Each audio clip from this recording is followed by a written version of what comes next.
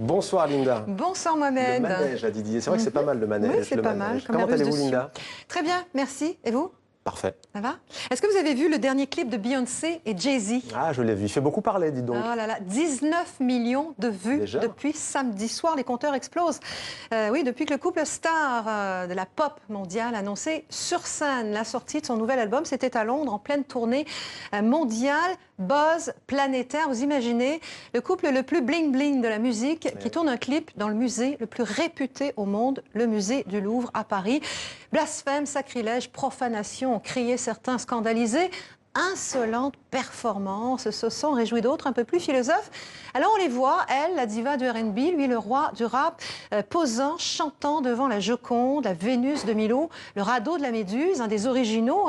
Il y a des danseurs presque nus qui évoluent sur une chorégraphie d'un Belge, soit dit en passant, Cherkaoui. Alors ça s'appelle Ape Shit, ce clip, crotte de singe en français, et qui en argot américain signifie folie furieuse. Une folie, Mohamed, qui semble s'être emparée des médias, français en particulier, depuis la sortie du clip. Touché au Louvre, c'est touché au Trésor national, il fallait le faire quand même. Et dans les rédactions, même ce soir encore, on s'interroge. Quel sens donner à ce clip viral ? S'agit-il d'un mégalotrip ou d'une déclaration soudaine d'amour à l'art?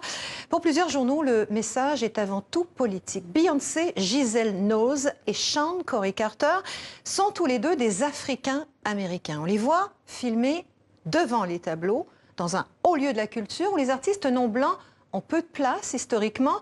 Beyoncé et Jay-Z font entrer la culture noire dans cet espace.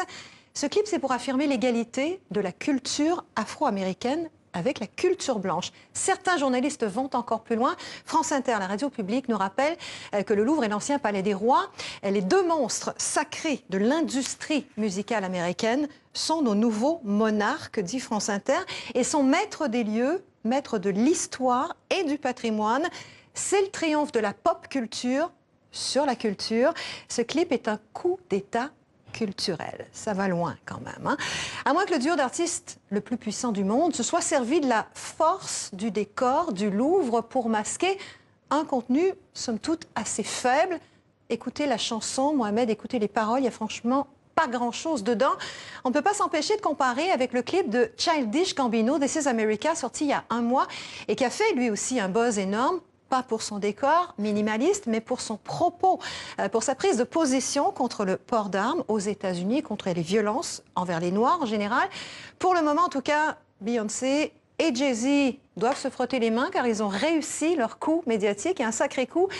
Et c'est sans doute aussi, comme le dit un internaute, un beau coup de pub pour le Louvre qui n'en avait peut-être pas besoin, mais qui au passage rajeunit quand même son image.